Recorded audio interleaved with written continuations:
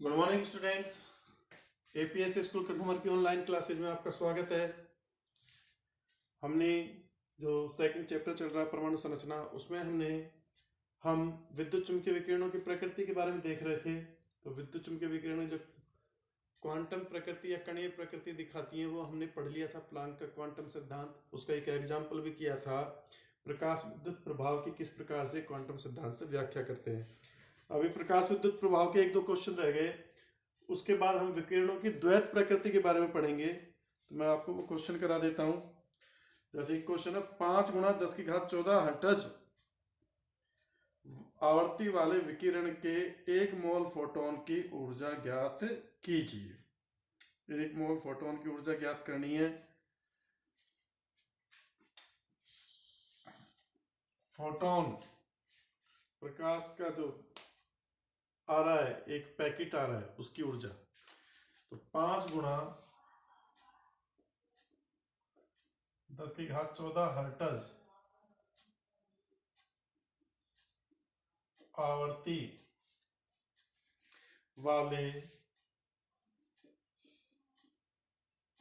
विकिरण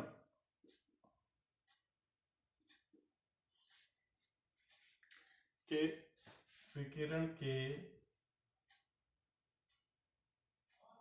1 मोल फोटोन की ऊर्जा ज्ञात करो।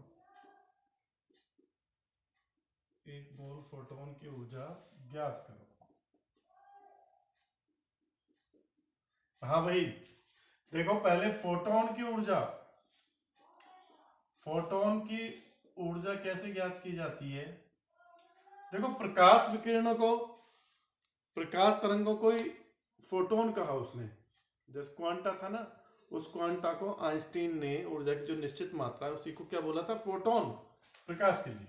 तो फोटोन की ऊर्जा E बराबर में h न्यू। तो एक फोटोन की ऊर्जा निकाल सकते हो आप। h का मान पता है 6.62 × 10⁻34। न्यू आवृत्ति दी हुई है 5 × 10⁻14 हर्ट्ज। 14 में से 34 गए तो 10⁻20 बचेगा। 5 को इससे गुणा करो आप, तो आपका आ जाएगा 33.10 × 10⁻20 जूल। अब मुझे 1 मोल फोटोन, 1 मोल का अर्थ क्या होता है, 1 मोल का अर्थ क्या है, 6.022 × 10⁻23। 1 मोल में कितनी इकाइयां होती है, 6.022 × 10⁻23। ये 1 मोल का मोल कंसेप्ट में आप पढ़ चुके हो। तो 1 मोल फोटोन की ऊर्जा क्या हो जाएगी, 1 मोल फोटोन की ऊर्जा, एक मोल फोटोन की ऊर्जा हो जाएगी आपका Na तो क्या है, 1 मोल में जो इकाइयां होती है अवोगाद्रो संख्या, और एक Na इंटू 1 फोटोन की ऊर्जा, 1 फोटोन की ऊर्जा। अब Na का मान आपको पता ही 6.022 × 10⁻23, और 1 फोटोन की ऊर्जा आपने ज्ञात कर ली 33.10 × 10⁻20। अब देखो 10⁻23 से 10⁻3 हो जाएगा ये तो, और 6.02 इनको गुणा करो आप, तो ये आ जाएगा 199.32 इंटू 10⁻3 कितना हो जाएगा, 10⁻3 जूल।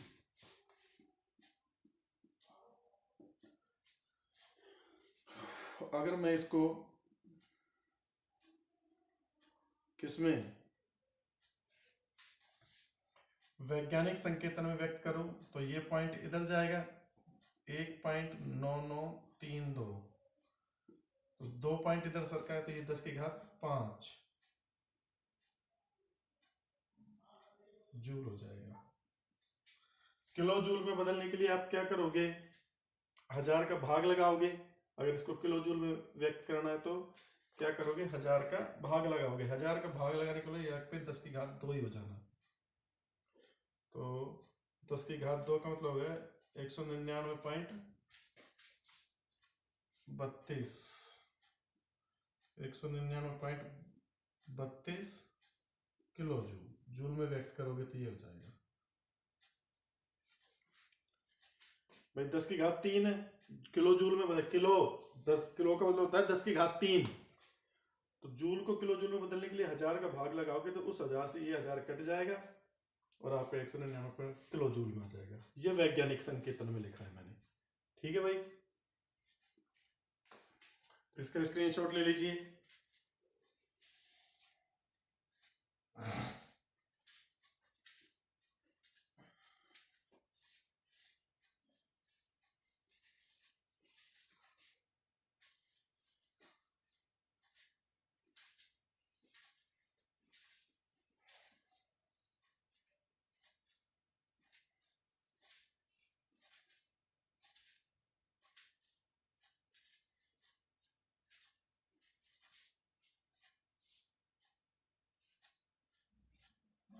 हाँ भाई ले लिया स्क्रीनशॉट। अब अगला क्वेश्चन देखते हैं।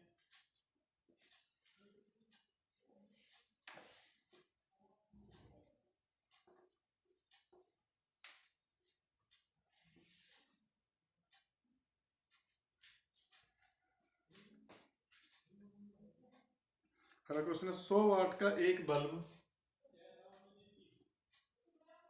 100 वाट का एक बल्ब 400 नैनोमीटर वाली, 400 नैनोमीटर तरंग दैर्ध्य का एक वर्णी प्रकाश उत्सर्जित करता है, का एक वर्णी प्रकाश उत्सर्जित करता है।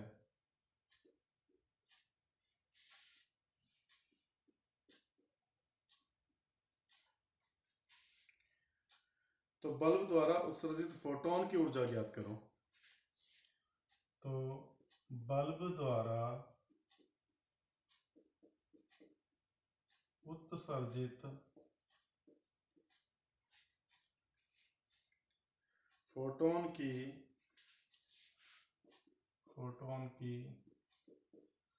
ऊर्जा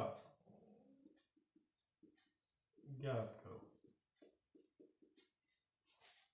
फोटोन की ऊर्जा भी ज्ञात करनी है यहाँ पर, और इस क्वेश्चन में आपको फोटोनों की संख्या भी ज्ञात करनी है। एक फोटोन की ऊर्जा भी ज्ञात करनी है, फिर कितने फोटोन उत्सर्जित होते हैं उन फोटोन की संख्या भी ज्ञात करनी है। वह फोटोन की संख्या भी ज्ञात करो, कितने फोटोन निकल रहे हैं ज्ञात करो।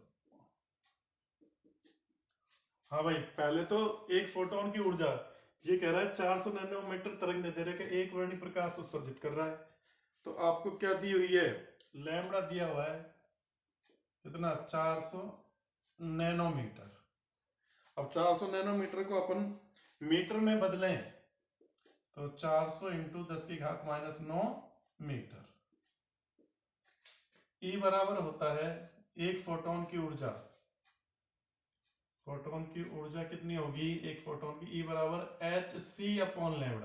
भाई h न्यू होता है, न्यू बराबर क्या होता है c/λ, तो hc/λ। h का मान आपको पता है 6.62 इंटू 10⁻⁻34। c का मान आपको पता ही है 3 × 10⁸, और लैम्बडा आपको बता ही दिया इसने 400 इंटू 10⁻⁹। ठीक है भाई, इनको आप सॉल्व करोगे, कैलकुलेशन करोगे, ये माइनस का 9 पर जाके प्लस का हो जाएगा। 9 और 8 17, प्लस के 17 है, ये माइनस का 34 है तो माइनस का 17 बचेगा। 34 में से 17 गए तो माइनस का 17 बच जाएगा। और नीचे 400 है, 3 को इससे गुणा कर दो तो ये आपका कट पिट के जो आंसर आएगा वो आ जाएगा आपका 4.95 इंटू 10⁻⁻19 जूल, ये आ गया। तो ये तो एक फोटोन की ऊर्जा, एक फोटोन के लिए। टोटल बल्ब का कितने वाट का है, 100 वाट का। आपको पता है वाट किसका मात्रक है? शक्ति। शक्ति बराबर क्या होता है आपका? प्रति सेकंड जो ऊर्जा प्रयुक्त होती है, ऊर्जा अपॉन समय, या एक सेकंड में किया गया कार्य, ऊर्जा अपॉन समय। तो ये 100 वाट है, तो मतलब एक सेकंड में कितनी ऊर्जा दे रहा है वो? एक सेकंड में 100 जूल ऊर्जा दे रहा है। इसका मतलब ये है 100 जूल ऊर्जा। तो कुल ऊर्जा कितनी है? 100 जूल। कुल ऊर्जा, बल्ब की कुल ऊर्जा कितनी है? 100 जूल। 100 जूल एक सेकंड में उत्सर्जित कर रहा है। तो एक सेकंड में कितने इलेक्ट्रॉनों का उत्सर्जन होगा? फोटोनों का। फोटोनों की संख्या कितनी हो जाएगी? फोटोन की संख्या। फोटोन की संख्या कैसे निकाल सकते हैं? एक फोटोन की ऊर्जा ये दे रखी है, कुल ऊर्जा ये रही। तो बल्ब की कुल ऊर्जा अपॉन एक फोटोन की ऊर्जा, तो संख्या पता लग जाएगी हमें। भाई दोनों चीजें हैं अपने पास। ये 100 जूल है, ये 4.95 इंटू 10 की पावर माइनस 19। ये ऊपर जाएगा तो 10 की पावर प्लस का 19 हो जाएगा, ठीक है ना। पॉइंट हटाओगे तो ये अब 2 जीरो ऊपर लग जाएंगी, ये इस तरह से हो जाएगा 10,000 इंटू 10 की पावर 19 और 495 का इसमें भाग दो, तो ये लगभग जाएगा आपका 20.40। 400 पे 500 का भाग दोगे एक तरह से तो यूज कर जाएगी। तो 20.40 इंटू 10 की पावर 19 फोटोन, टोटल फोटोन ये उत्सर्जित हो गए। ये फोटोन की संख्या है। इसका स्क्रीनशॉट ले लीजिए।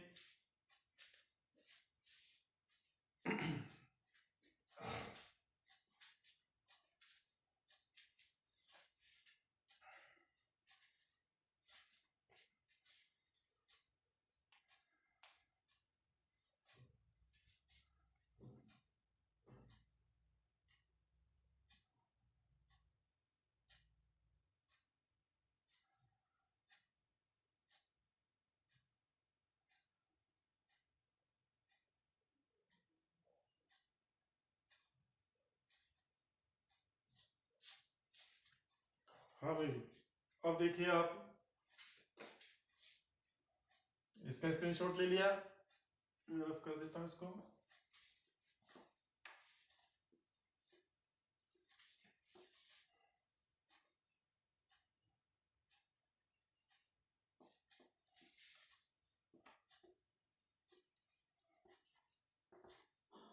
अब आता है आपका विकिरणों की द्वैत प्रकृति।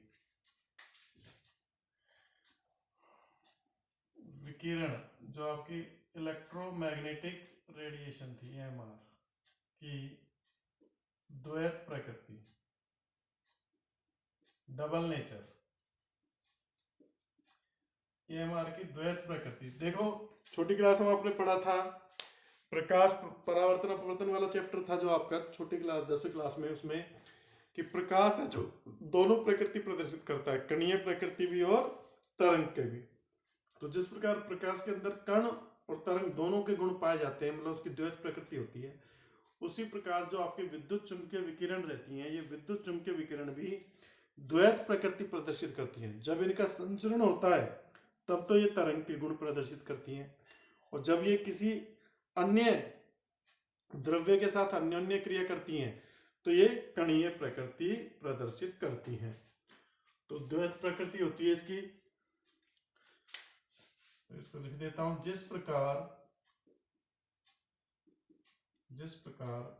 प्रकाश कण व तरंग दोनों प्रकृति दर्शाता है, उसी प्रकार विकिरण भी द्वैत प्रकृति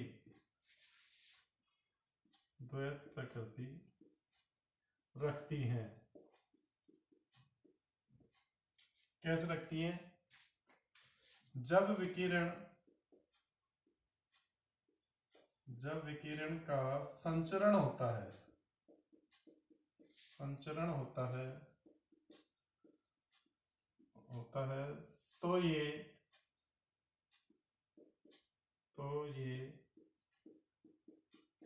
तरंग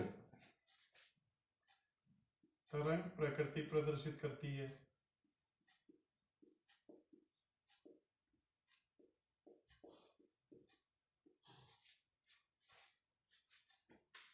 और जब विकिरण अन्य द्रव्य के साथ अन्योन्य क्रिया करती है, टकराती है, मतलब अन्योन्य क्रिया करती है, तो कणीय प्रकृति दर्शाती है। कणीय प्रकृति प्रदर्शित करती है। मतलब विकिरण दोनों प्रकृति दिखाती है, तरंगीय भी और कणीय प्रकृति भी दर्शाती है। तो अब देखो, इससे एक इंपॉर्टेंट फॉर्मूला बनाएंगे हम। देखो, तरंग सिद्धांत तो क्या कहता है? तरंग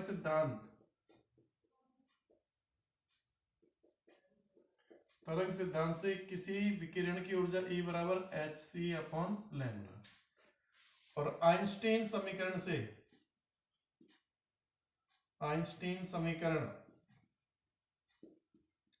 ने जो समीकरण दी थी किसी भी विकिरण के लिए E बराबर mc²। तो यहाँ पे देखो, बायां पक्ष समान है तो दायां पक्ष बराबर कर सकते हैं अपन।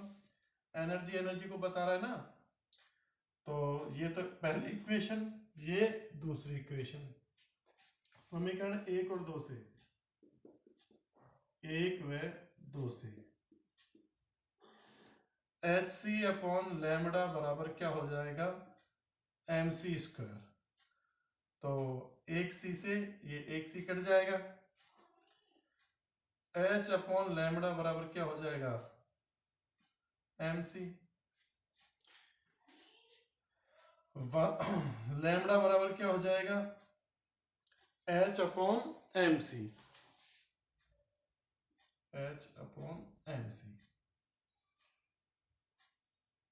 ये द्रव्य की प्रकृति होगी, द्रव्य विद्युत प्रकृति दर्शाता है। अब यहां पर c क्या है? प्रकाश का वेग है। mc एक इंपॉर्टेंट टर्म है। mc मतलब संवेग। संवेग क्या होता है? द्रव्यमान इंटू वेग। तो प्रकाश की या विकिरण की बात हो रही है तो वेग को c से प्रदर्शित करते हैं। वैसे संवेग को p से लिखते हैं। p बराबर mv होता है, लेकिन v की जगह अपन c यूज में ले रहे हैं यहाँ पर। ठीक है ना? प्रकाश के वेग को c से प्रदर्शित करते हैं। तो ये लैम्बडा बराबर h/mv या लैम्बडा बराबर h, तो आपका प्लांक स्थिरांक है अपॉन संवेग, विकिरण का संवेग p। तो लैम्बडा बराबर h/p। तो ये इंपॉर्टेंट फॉर्मूला है, इसको ध्यान में रखना है आपको बिल्कुल। तरंग दैर्ध्य बराबर h/mc। स्क्रीनशॉट ले लीजिए इसका। यही द्वैत प्रकृति है विकिरण की। इसके बाद इसके क्वेश्चन करते हैं एक दो।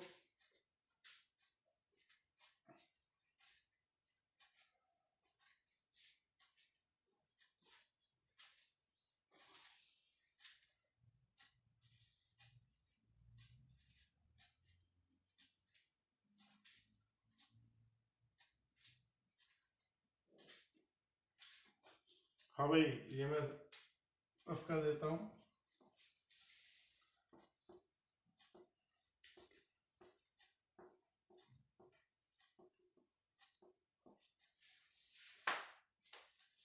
अब देखिए क्वेश्चन, देखिए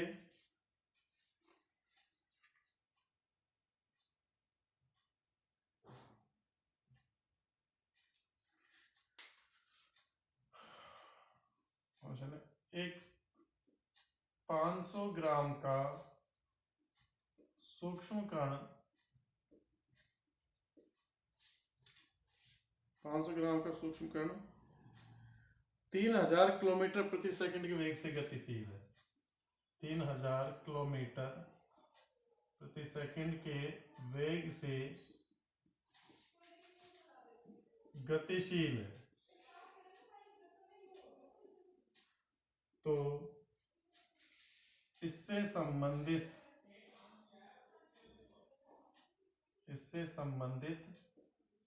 तरंगदैर्घ्य ज्ञात करो। इससे संबंधित तरंगदैर्घ्य ज्ञात करो।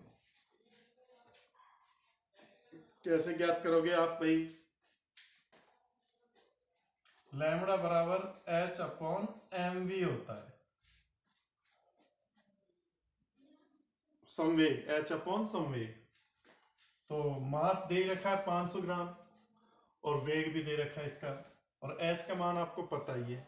तो आप देखो m बराबर तो क्या हो जाएगा, 500 ग्राम है, 500 ग्राम को किलोग्राम में बदलो तो 1000 का भाग दोगे तो 0.5 kg आ जाएगा। क्या आ जाएगा? 0.5 kg। और 3000 वेग 3000 किलोमीटर प्रति सेकंड है, मीटर में बदलोगे तो 1000 से गुणा करोगे, ये हो जाएगा 3000 × 10⁻³ मीटर प्रति सेकंड। MKS को प्रति में बदल दिया। अब देखिए आप, लैम्बडा बराबर 6.62 × 10⁻⁻34 जूल × सेकंड, द्रव्यमान 0.5 है, या आप 500 × 10⁻³ भी लिख सकते हैं इसको, जैसे भी आपको कैलकुलेशन इजी पड़े वैसे कर लो आप। 500 × 10⁻³ भी लिख सकते हो, या 0.5 भी लिख लो। और ये कितना हो जाएगा? 3 × 10⁶, इसको आप 3 × 10⁶ भी लिख सकते हो, मीटर प्रति सेकंड।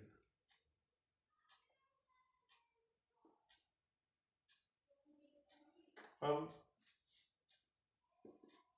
सोल्व करो इसको, तो ये आपका जो आ जाएगा 0.44 × 10⁻39 मीटर।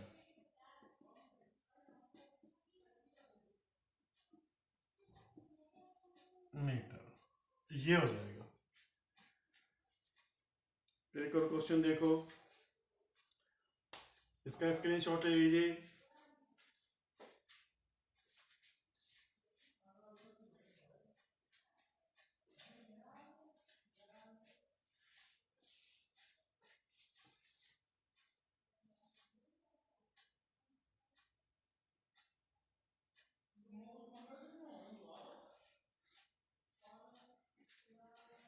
हाँ भाई, इसके बाद एक और क्वेश्चन देखिए।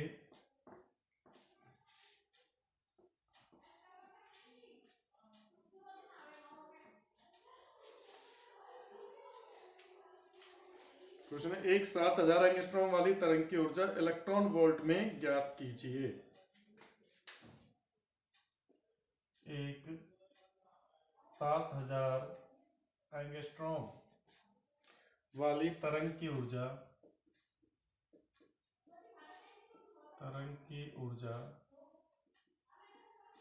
इलेक्ट्रॉन वोल्ट में ज्ञात करो। इलेक्ट्रॉन वोल्ट में ज्ञात करनी है अपन को। 1 इलेक्ट्रॉन वोल्ट बराबर होता है 1.6 × 10⁻⁻19 जूल। मतलब जूल पता लग जाएगा तो इलेक्ट्रॉन वोल्ट में आप ज्ञात कर सकते हो, भाग लगा दोगे उसका। E बराबर hc/लैम्बडा। अब hc के मान तो MKS पद्धति में, तो आपको लैम्बडा भी MKS में करने के लिए क्या करोगे, एंगस्ट्रॉम को मीटर में बदलने के लिए 10⁻10 से गुणा कर दोगे। h तो 6.62 × 10⁻⁻34, c 3 × 10⁸। लैम्बडा का मान आप रखोगे 7000 × 10⁻10। और क्योंकि इलेक्ट्रॉन वोल्ट में ऊर्जा ज्ञात करनी है, तो 1 इलेक्ट्रॉन वोल्ट बराबर 1.6 × 10⁻⁻19 जूल होता है। तो ये जूल आया है, जूल को इलेक्ट्रॉन वोल्ट में बदलने के लिए इसका भाग लगाना पड़ेगा 1.6 × 10⁻⁻19। ये अब आप इसकी कैलकुलेशन कर लीजिए। देखो 19 और 10 29, 29 माइनस का ऊपर जाएगा तो प्लस का होगा, प्लस का 29 और 8 37, 37 में से 34 गए तो 10 की घात 3 बचेंगे। ठीक है भाई, ये बराबर 6.62 इंटू 10 की घात 3 बच जाएगा, ये 34 खत्म, ये सारी घात खत्म हो जाएंगी, इंटू ये 3, नीचे 7000 और ये 1.6, इस 3 जीरो को भी इससे 3 से उड़ा सकते हो आप, ठीक है ना, ये ऊपर जाएगा तो ये भी खत्म हो जाएगा, तो आपकी जो ऊर्जा आएगी ये इससे खत्म कट जाएगा। 7 को 1.6 से गुणा करके इसमें भाग लगाना पड़ेगा, तो जो फाइनल कैलकुलेशन के बाद जो आपका आंसर आएगा वो आएगा 1.77 इलेक्ट्रॉन वोल्ट, ये आ जाएगा कैलकुलेशन। एक डायरेक्ट ट्रिक भी है बेटा, उस ट्रिक से भी आप थोड़ा सॉल्व कर सकते हो। जब आपको इलेक्ट्रॉन वोल्ट में ऊर्जा चाहिए तो 12 में लैम्बडा एंगस्ट्रॉम का डायरेक्ट भाग लगा दो, 12400 इंटू बटा 7000 एंगस्ट्रॉम, ये ट्रिक है, इस ट्रिक को आप याद रखो तो लगभग एनर्जी उसी में आ जाएगी। देखो 2 जीरो से तो 2 जीरो गए, 124 में आप 70 का भाग दोगे तो आपके लगभग वही 1.7 इलेक्ट्रॉन वोल्ट आएगा। इस ट्रिक से भी कर सकते हैं, सारी कैलकुलेशन करके अपन निकाल सकते हैं।